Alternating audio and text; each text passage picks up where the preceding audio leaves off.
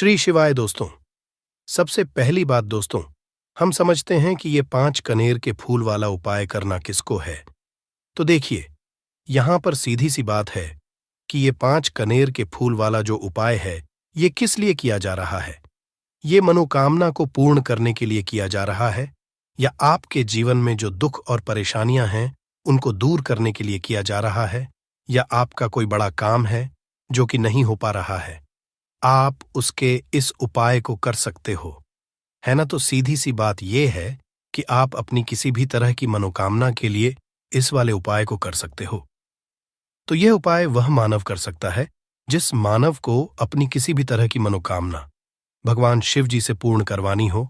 और अगर कोई भी माताएं बहनें जो है अपने घर की सुख और शांति के लिए, घर में धन समृद्धि को बढ़ाने के लिए वाला उपाय करना चाहती हैं, तो घर की जो बड़ी माताएं बहनें होंगी वो इस 5 कनेर के फूल वाले उपाय को विशेष रूप से करें, क्योंकि माताएं बहनें घर की लक्ष्मी होती है।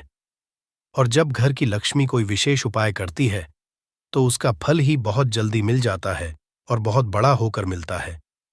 अन्यथा इस उपाय को कोई भी मानव कर सकता है, चाहे वह बड़ा हो, चाहे वो छोटा हो, चाहे वो बच्चा हो। जिस मानव को ये 5 कनेर के फूल वाला उपाय समझ आ गया, वह मानव इस 5 कनेर के फूल वाले को मंगलवार के अष्टमी के दिन जरूर करें, क्योंकि उसको इस उपाय को फल बहुत ही जल्दी मिल जाएगा। क्योंकि मंगलवार की अष्टमी के दिन भगवान शिव जी बहुत आसानी से प्रसन्न हो जाते हैं। तो आइए अब हम समझते हैं कि इस 5 कनेर के फूल वाले उपाय को आपको करना कैसे है, और इस उपाय को करने का जो समय है वो क्या है। तो देखिए, इस मंगलवार के अष्टमी के दिन किए जाने वाले ये 5 कनेर के फूल वाला जो उपाय है, ये रूप से सुबह के समय होगा। किस समय होगा? सुबह के समय होगा। आपको कोशिश यही करनी है कि सुबह के समय हम इस 5 कनेर के फूल वाले उपाय को कर लें। पर किसी कारणवश अगर आप सुबह इस उपाय को ना कर पाओ, आपको कहीं काम से जाना हो या किसी और काम की वजह से आप उपाय को ना कर पाओ, तो आपके पास फिर दूसरा मौका रहेगा, जो कि शाम के समय का रहेगा, प्रदोष काल का रहेगा। अब भाई, प्रदोष काल का समय भी एक बहुत ही लोगों के मन में प्रश्न जाता है कि भाई, ये समय होता कब है, कितने बजे से लेकर कितने बजे के बीच तक का ये समय होता है, ताकि हमें उपाय के लिए जो है करने का समय पता लग जाए। तो हम आपको बता दें, प्रदोष काल का जो एक समय होता है, शाम का समय, वो होता है शाम के 6000 बजे से लेकर शाम के 7 या 8 बजे के बीच का। इस समय के बीच में आप उपाय को करेंगे तो आपको उस उपाय का जरूर फल मिलेगा। तो शाम के 6000 बजे से लेकर शाम के 7 बजे के बीच में आप लोग इस 5 कनेर की फूल वाले उपाय को कर सकते हो। तो भैया, बहुत सारे लोग यहां पर ये प्रश्न भी जरूर करेंगे कि भाई, हम तो नौकरी पे जाते हैं, हम अपनी ड्यूटी पे जाते हैं और आने में हमें देर हो जाती है, तो उस जगह पर हमें क्या करना चाहिए। तो देखिए, उन लोगों को भी टेंशन लेने की जरूरत नहीं है। अगर आप लोग इस उपाय को शाम के समय प्रदोष काल में कर रहे हैं, और अगर आप आने में देरी भी हो जाती है, आपको आने में 7 बजे तक आप पाते हो, तो भाई आप 7:10 या रात 8 बजे तक भी अगर उपाय को करोगे तो भी चल जाएगा। और अगर इससे भी थोड़ा देर हो जाती है ना, तो भी आप उपाय को कर सकते हो, क्योंकि मंगलवार की अष्टमी का दिन है। ये दिन बहुत ही कम आता है पूरे साल भर में, इसलिए जब आपको मकान मिल जाए, जब आप इस उपाय को जरूर कर लेना है। ना कोई भी उपाय हो, आप कभी भी कर सकते हो। मंगलवार की अष्टमी के दिन बस कोशिश करना कि समय के थोड़ा मतलब अंतर्गत ही कर लो।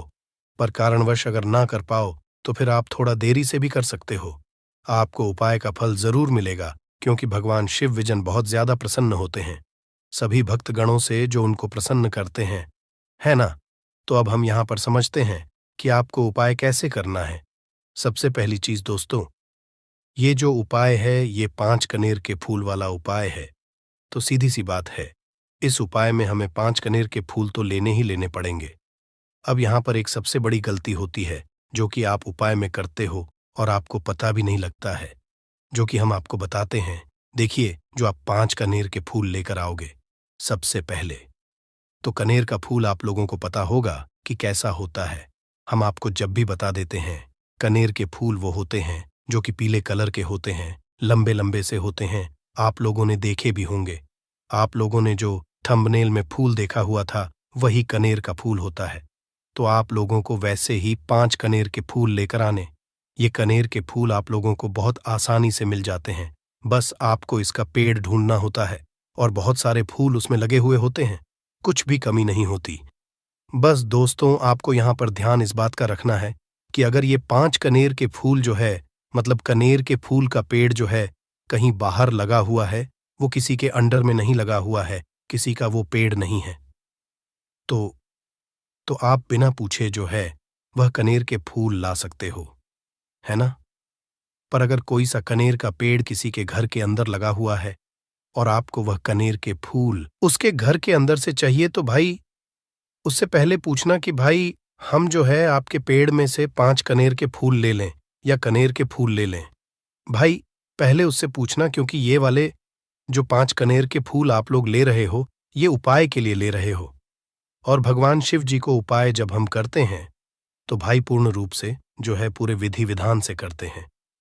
तो इसलिए अगर आप किसी के घर में के अंदर जो पेड़ लगा हुआ है कनेर का, उस पेड़ से अगर ये फूल ले रहे हो, तो भाई पहले उस घर के मुखिया से पूछ लेना कि हम आपके पेड़ से कनेर के फूल ले लें। अगर वो हाँ कह देता है तो भाई उसके बाद आप उसके पेड़ से 5 कनेर के फूल ले लेना। अगर कोई कनेर का पेड़ जो है ऐसे ही बाहर लगा हुआ है, खुले में लगा हुआ है, उस पर किसी का भी कब्जा नहीं है, तो वो आप जो है बिना पूछे भी में से तोड़ सकते हो। पर किसी के घर के अंदर लगा हुआ है तो वह उससे सकर ही 5 कनेर के फूल उसके पेड़ में से लेना। अब आपके पास 5 कनेर के फूल भी आ चुके हैं।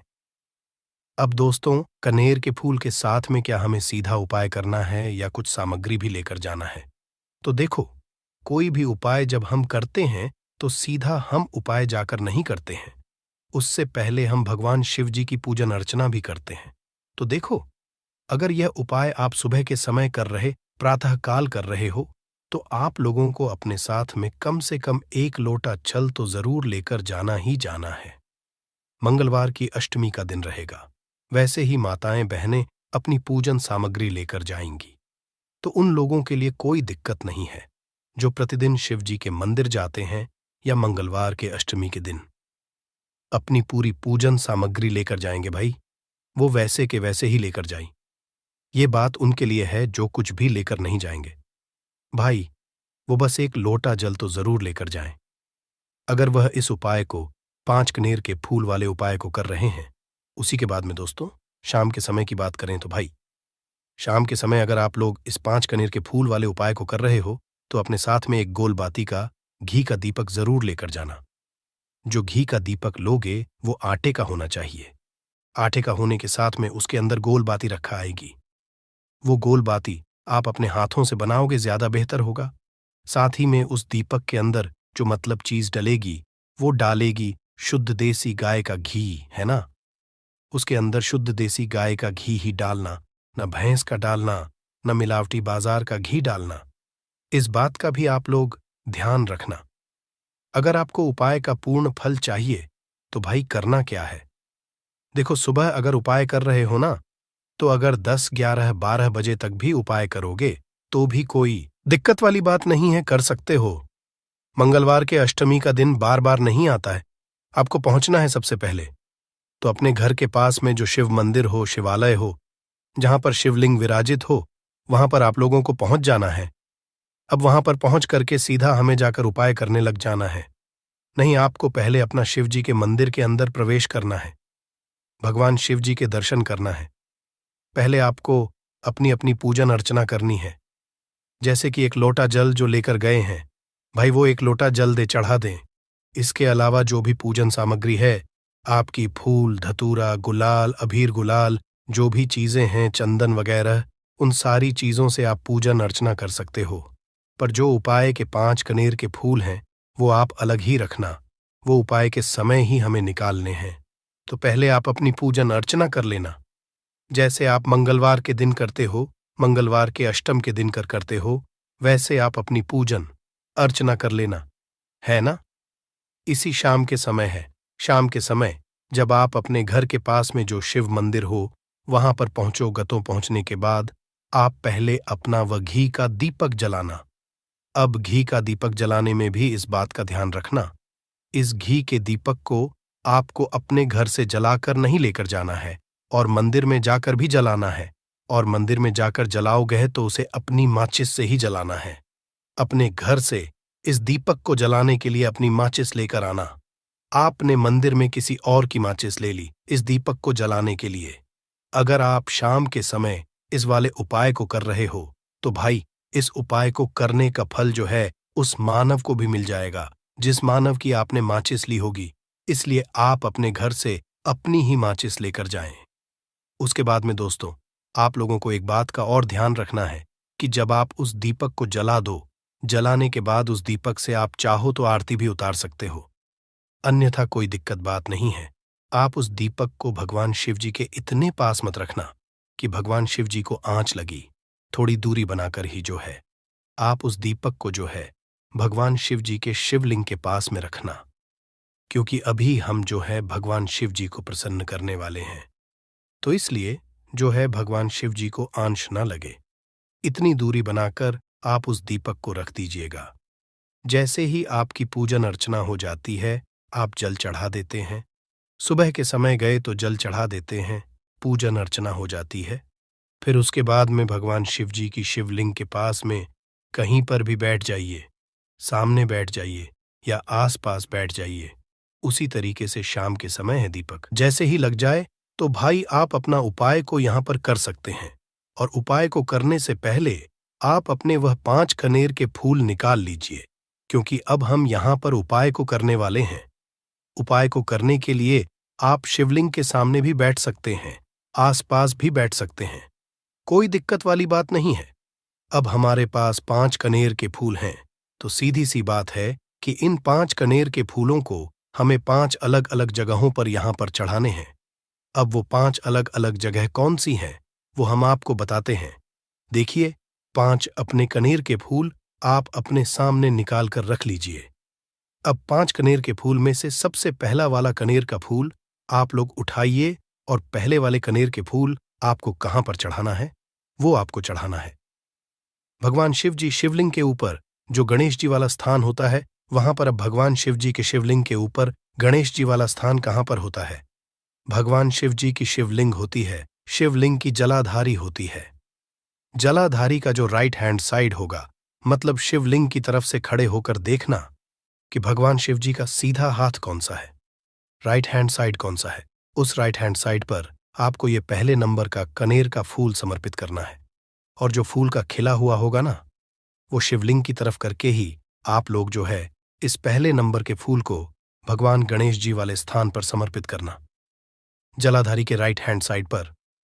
अब दोस्तों निकाल लेना अपना दूसरे नंबर का कनेर का फूल है ना। अब दूसरे नंबर के कनेर के फूल को आपको कहां पर समर्पित करना है, या आपको समर्पित करना है भगवान कार्तिक जी वाले स्थान पर। अब गणेश जी वाला स्थान राइट हैंड साइड पर होता है, तो कार्तिकेय वाला स्थान लेफ्ट हैंड साइड पे होता है, जलाधारी के ऊपर है ना। तो जलाधारी के ऊपर जो लेफ्ट हैंड साइड का जो हिस्सा है वहां पर कार्तिकी जी के स्थान है। तो इस दूसरे नंबर के फूल को आप वहां पर समर्पित कर देना और भगवान से प्रार्थना कर लेना, और फूल का खिला हुआ भाग शिवलिंग की तरफ ही होना चाहिए। अब बात आती है तीसरे कनेर के फूल की, तो तीसरे कनेर के फूल को भी आपको लेना है, और इस तीसरे फूल को आपको माता अशोक चंद्र जी वाले स्थान पर समर्पित करना है। अब ये माता अशोका चंद्र जी का स्थान कहाँ पर होता है दोस्तों? ये जो स्थान होता है ये जलाधारी के बिल्कुल बीचों बीच में होता है। आपने पहला फूल भगवान गणेश जी वाले स्थान पर चढ़ाया, दूसरा फूल कार्तिकी जी वाले स्थान पर चढ़ाया। अब ये तीसरा फूल जो है इन दोनों फूलों के बीचों बीच चढ़ेगा, मतलब जहां पर माता अशोक सुंदर जी का स्थान होता है, खिला हुआ भाग शिवा की तरफ करके ही जो है इस तीसरे नंबर के फूल को आप समर्पित कर देना माता अस्कचंदी वाले स्थान पर। अब बात आती है चौथे नंबर के फूल की। तो दोस्तों, जो चौथे नंबर का फूल होगा ये आप लोगों को कहां पर समर्पित करना है? ये आप लोगों को समर्पित करना है भगवान शिवाजी की शिवलिंग के ऊपर जो एक पात्र टंगा हुआ होता है, जिससे बूंद बूंद करके जल टपकता है, जिसके अंदर शिव जी की 5 बेटियों का स्थान होता है, जयाविश, हरा, शमली और देव। उस पात्र के अंदर जो है आप लोगों को क्या करना है, ये चौथे नंबर के फूल को समर्पित करना है। अगर किसी कारणवश आपका वह पात्र जो है शिवलिंग के ऊपर जो पात्र टंग हुआ होता है, जिससे बूंद बूंद करके जल टपकता है, वह पात्र उपस्थित ना हो, तो भाग को क्या करना है कि शिव जी की 5 बेटियों का नाम लेकर जया, विष, हरा, शामली, बारी, दोतली और देव का नाम लेकर जो है इस चौथे नंबर के फूल को आपको जलाधारी के ही कटी शिवलिंग का जो कटी भाग होता है, मतलब जलाधारी के ऊपर ही जो भाग होता है ना, वहां पर समर्पित कर देना इस चौथे नंबर के फूल को, है ना। उसके बाद में दोस्तों बात करते हैं आखिरी नंबर के 5वें नंबर के फूल को, जो कि आखिरी फूल है हमारा। इस 5वें नंबर के फूल को आपको क्या करना है, अगर आपके मतलब जिस मंदिर में आप गए हो वहां पर अगर त्रिशूल लगा हुआ है, तो भाई त्रिशूल का एक मध्य भाग होगा जहां से वो त्रिशूल के तीनों भाग निकले हुए होंगे, है ना। तो आपको वो त्रिशूल का एक मध्य भाग देख लेना है। उस मध्य भाग पर आपको इस 5वें नंबर के कानर के फूल को छुआ है, स्पर्श कराना है। और स्पर्श कराने के बाद इस 5वें नंबर के फूल को आपको क्या करना है, भगवान शिवाजी की शिवलिंग के ऊपर समर्पित कर देना है। अब दोस्तों अगर वह मतलब जो है त्रिशूल ना भी हो आपके मंदिर में उपस्थित, तो आप सीधा सीधा ये जो 5वें का कनेर का फूल है या भगवान शिव जी की शिवलिंग के ऊपर समर्पित कर देना। बस ध्यान इस बात का रखना कि जो खिला हुआ भाग है फूल का, वो सामने की तरफ होना चाहिए, जलाधारी की तरफ होना चाहिए, और डंडी का जो भाग है वो शिवलिंग के पीछे की तरफ होना चाहिए। फूल की है ना, तो इस बात का आप लोगों को ध्यान रखना है। जैसे ही आप लोगों को ये 5 फूल समर्पित कर देते हैं, वहीं पर भगवान शिव जी के शिवलिंग के पास में बैठकर जो है हाथ विनती कर कर अपनी वह मनोकामना बोलना, जिस मनोकामना के लिए आप लोग ये वाला उपाय कर रहे हो। अपनी वह दुख और समस्या बोलना जिसके लिए आप लोग अपना ये वाला उपाय कर रहे हो। अपनी किसी भी एक मनोकामना के लिए ये वाला उपाय करना, 2-3 मनोकामना एक साथ मत बोलना। कोई भी एक मनोकामना बोल देना अपने 5वें नंबर के फूल को चढ़ाने के बाद, और चढ़ा दो तो भाई 2 मिनट भगवान शिवाजी के नाम का जाप कर लेना। उसके साथ में दोस्तों आपका ये यहां पर पूर्ण हो जाता है और आप अब भगवान शिव जी के दर्शन करके उनको धोख देकर अपने घर पर वापस जा सकते हो। इसी के साथ में दोस्तों इस उपाय को करने से आपको बहुत बहुत ही बड़ा, दोस्तों नींबू के उपाय आज से नहीं बल्कि हजारों साल से पहले से इस्तेमाल किए जा रहे हैं। जो उपाय आज हम आपको बताने जा रहे हैं, नींबू का इस्तेमाल करके उससे आप अपनी हर समस्या का समाधान पा सकते हैं। अगर आप ज्योतिष शास्त्र, वास्तुशास्त्र की किताबों में जाते हैं और अध्ययन करते हैं, तो नींबू के ऊपर पूरे 11 अध्याय आपको जाएंगे, जिसका मतलब यह है कि नौकरी पाने के लिए नींबू का इस्तेमाल कैसे आप कर सकते हैं, अपने व्यापार को दौड़ाने के लिए कैसे नींबू का इस्तेमाल करना चाहिए, एवं अगर आपका शत्रु आपका विनाश करना चाहता है तो नींबू के उपाय से कैसे आप उल्टा अपने शत्रु का विनाश कर सकते हैं। आपके घर पे नकारात्मक शक्तियां हैं, बुरी शक्तियों का वास है, इन सब को भगाने के लिए नींबू कैसे रामबाण दबा समझा जाता है, इन सब के बारे में आपको वास्तुशास्त्र और ज्योतिष शास्त्र की किताबों में मिल जाएगा। दोस्तों अगर आपका भाग्य सौ चुका है, आपके घर पर ऐसी शक्तियां आ गई हैं जिसकी वजह से आपके घर में लड़ाई होती रहती है, पति पत्नी में बनती है, तो दोस्तों आज के जो उपाय हम आपको बताने जा रहे हैं वो आपकी सारी समस्याओं का समाधान कर देंगे। स्वास्थ्य की दृष्टि से नींबू बहुत ज्यादा लाभदायक होता है। साइंस की भाषा में अगर कहे तो नींबू में विटामिन सी बहुत ज्यादा होता है। एसिडिटी आपको प्रॉब्लम है, पेट खराब रहता है, तो नींबू उसमें रामबाण की तरह काम करता है दोस्त। और नींबू के अंदर इतनी ताकत होती है कि वो एक से एक बड़ी समस्याओं को चुटकी में खत्म कर सकता है, कई बाधाओं को एकदम हमेशा के लिए पास से हटा सकता है। इसलिए अगर आप भी चाहते हैं कि आपके ऊपर माता लक्ष्मी का आशीर्वाद हो, भगवान भोलेनाथ आपको आशीर्वाद दे, तो ये वीडियो बिना भगाए अंत तक देखिएगा, क्योंकि इस वीडियो में आज आपको पता चलेगा कैसे नींबू के 10 उपाय करके आप अपने जीवन की हर परेशानी को खत्म कर सकते हैं। आपको हम एक एक उपाय के बारे में अब बताने जा रहे हैं, इसलिए बहुत गंभीरता से वीडियो को देखिएगा। देखिए दोस्तों, कई लोग ऐसे होते हैं कि वीडियो देखते हैं, यकीन मानिए अगर आपने एक पॉइंट भी मिस कर दिया तो आप अपना ही नुकसान करेंगे। क्योंकि अधूरा ज्ञान हमेशा खतरनाक साबित ही हुआ है। इसलिए वीडियो को अंत तक जरूर देखिएगा दोस्तों। सबसे पहले तो आप लोग कमेंट बॉक्स में आकर हर हर महादेव लिख दें, क्योंकि अगर भगवान भोलेनाथ ने किसी को आशीर्वाद दे दिया तो उसका काल भी कुछ नहीं बिगाड़ सकता। और वीडियो लाइक करके तुरंत चैनल को सब्सक्राइब कर दे दोस्तों। हर हर महादेव कमेंट बॉक्स में लिखना मत भूलिएगा। तो सबसे पहले आखिर कौन से वो 10 उपाय हैं जिसके लिए हमने ये बनाया है, तो बहुत ही ध्यान से सुनिएगा। तो पहला उपाय है बुरी नजर से बचने के लिए। अच्छा, आप लोगों ने अक्सर देखा होगा, ट्रक जब चलता है, गाड़ियां जब चलती है, या छोटी दुकानें होती हैं या फिर बड़ी दुकानें होती हैं, उसमें नींबू और मिर्च टंगा हुआ होता है। इसका मुख्य कारण क्या है, आज हम आपको बता देते हैं।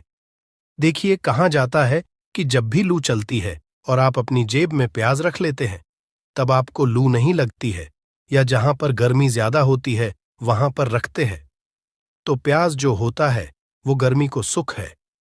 अगर आपका व्यापार अच्छा चल रहा है और कोई व्यक्ति आपकी दुकान पर नजर लगा देता है, आपके बिजनेस पर नजर लगा देता है, तो यकीन मानिए, एक कहावत कही गई है कि नजर से तो हरा पेड़ भी सूख जाता है। इसी तरीके से जो चलता हुआ व्यापार होता है वो तक बंद हो जाता है। अगर किसी व्यक्ति ने आपके ऊपर नजर लगा दी है, तो इसीलिए लोग क्या करते हैं कि अपनी दुकान में नींबू और मिर्ची रखते हैं। इसका जो मुख्य कारण है बताया गया है कि नींबू का खट्टा और मिर्ची का तीखापन जो होता है वो बुरी नजर वाले व्यक्ति की को भंग कर देता है, जिससे वह अधिक समय तक खुद को असरदार नहीं पाता है।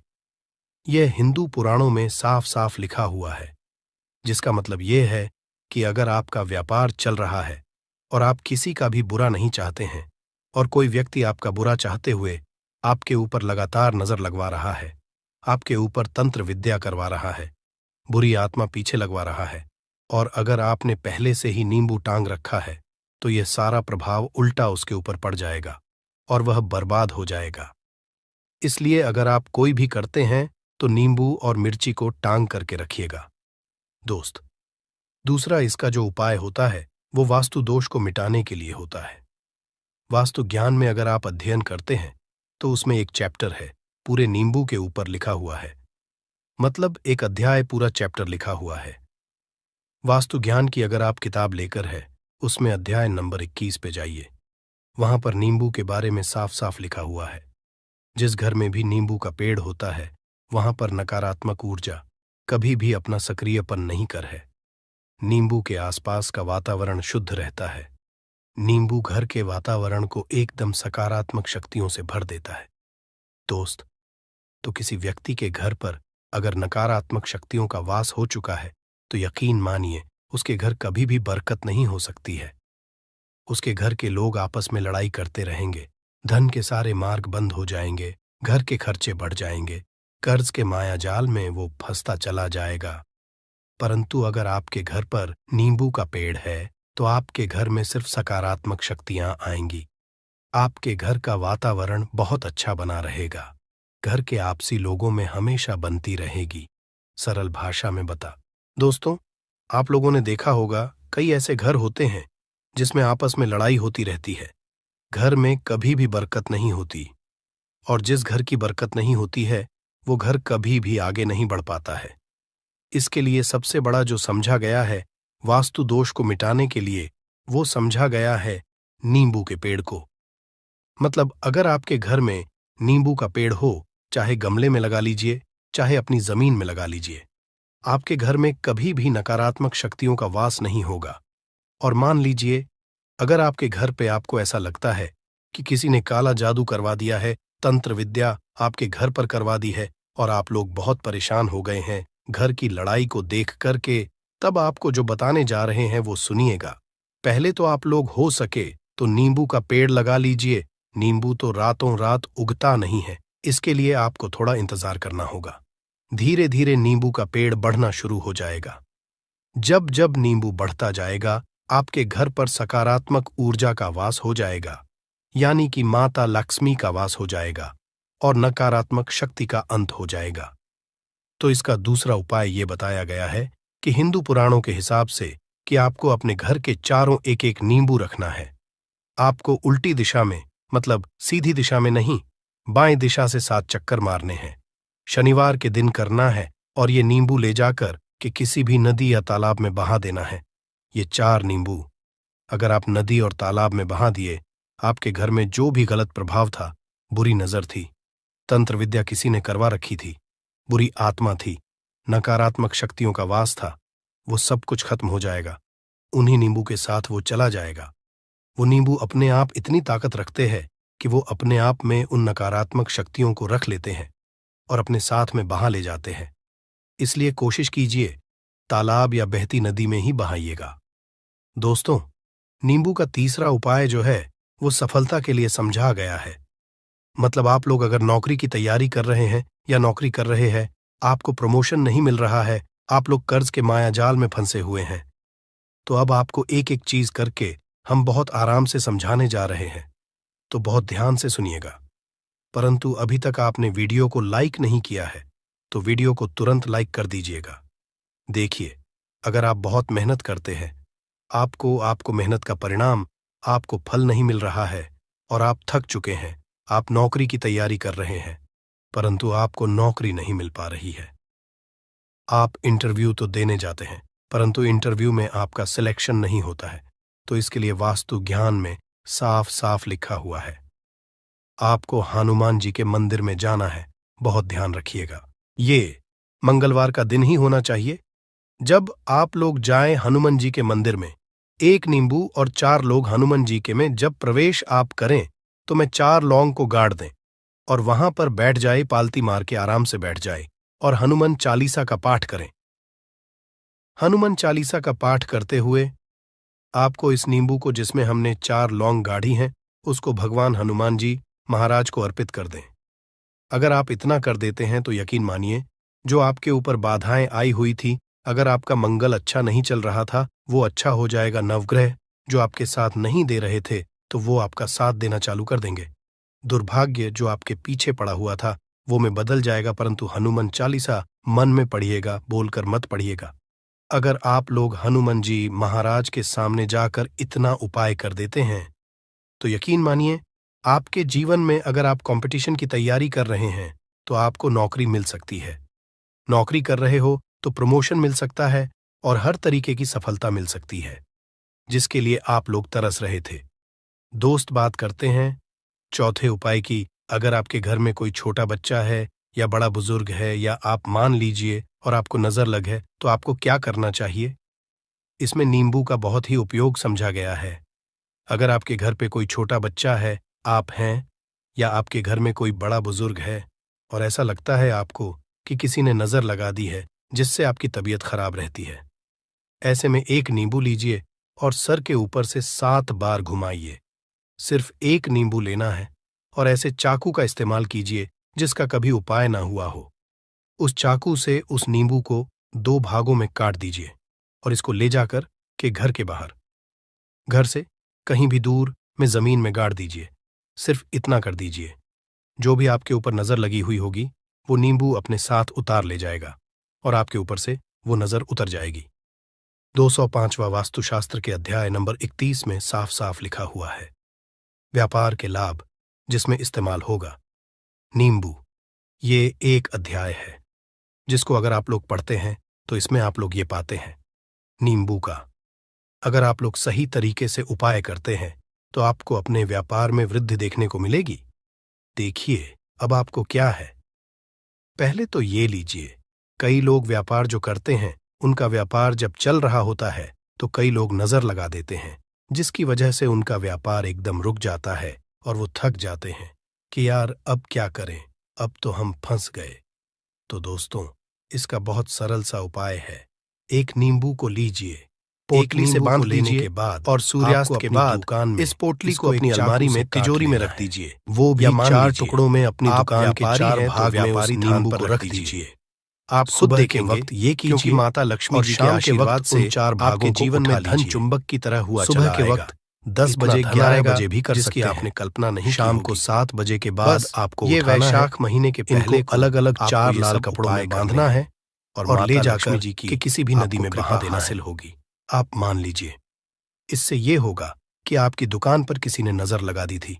आप लोग तंग आ गए थे कि आपकी दुकान चल नहीं रही थी।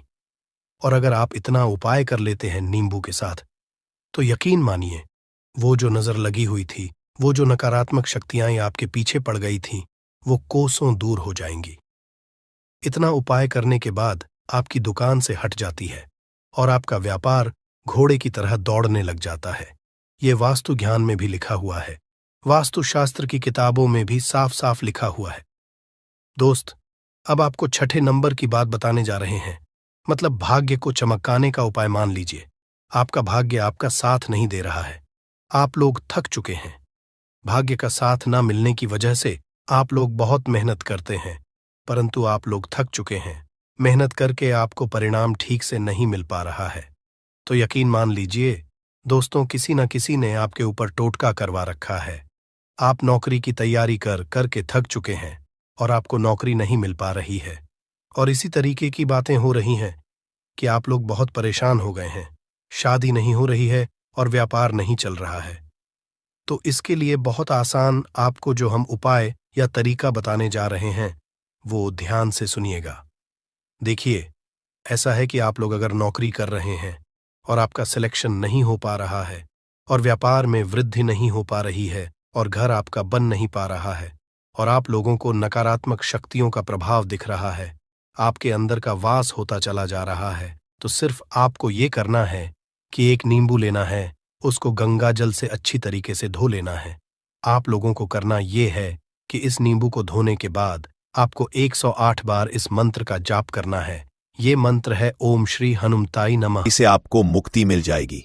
आपके जीवन में धन आना शुरू हो जाएगा। आपके जीवन में धन आने के नए नए रास्ते खुल जाएंगे और मान के चलिए दोस्तों, फिर आपको किसी भी तरह की परेशानी का सामना नहीं करना पड़ेगा। इसीलिए दोस्तों, 13 अक्टूबर सोमवार अष्टमी के दिन आप लोगों को इस वाले उपाय को जरूर कर लेना है। भले ही आपने पूरे साल भर इस उपाय को ना किया हो, पर अगर आपने इस कार्तिक में पड़ने वाले पहले दिन अगर इस वाले उपाय को कर लिया, तो आपको इस उपाय को करने का वह फल मिलेगा जिसकी आपने कभी कल्पना भी नहीं करी होगी। इसीलिए आप लोग इस हल्दी वाले उपाय को एक बार जरूर कर लेना, ताकि आप लोगों के हाथ से यह मौका ना जा सके और आपको इस उपाय को करने का फल मिल सके। दोस्तों, यह उपाय पंडित जी ने अपनी अभी की ही शिव महापुराण की कथा में बताया है, जो इस उपाय को आज हम आपको बहुत अच्छे से समझाने वाले हैं। इस वीडियो को देखने के बाद इस उपाय को समझने के लिए आपको कोई और वीडियो को देखने की जरूरत नहीं पड़ेगी। तो दोस्तों, इस उपाय को